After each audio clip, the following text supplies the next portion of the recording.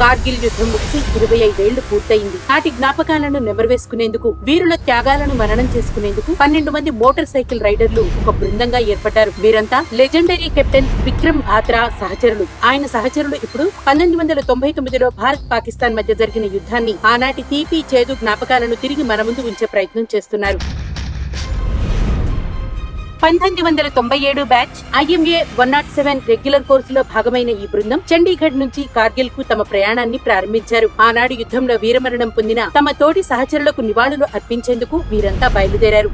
యుద్ధం జరిగిన సమయంలో దేశం కోసం ప్రాణాలను సైతం లెక్క చేయకుండా అత్యంత ధైర్య సాహసాలను ప్రదర్శించి శత్రువులను తరిమికొట్టారు. దేశమే తనకు ముఖ్యమని భావించిన ఈ బృందం దేశ సేవకే అంకితమైంది. వారి కుటుంబాలకు దూరంగా ఉంటూ, ఇళ్లను వీడి, కష్టాలను ఓర్చుకుంటూ భరతమాతను శత్రువుల నుంచి సంరక్షించే బాధ్యతను తీసుకున్నారు. కార్గిల్ యుద్ధ వీరులకు 101 రెగ్యులర్ బ్యాచ్ నివాళులు అర్పించడం భారత భద్రతా దళాలలో పనిచేస్తున్న ప్రతి ఒక్కరిలో స్ఫూర్తి నింపుతోంది. భరతమాతను కాపాడుకునే ప్రయత్నంలో వీరమరణం పొందిన జవాన్ల కుటుంబాలు అనుభవిస్తున్న బాధను తీర్చలేం. జై హింద్.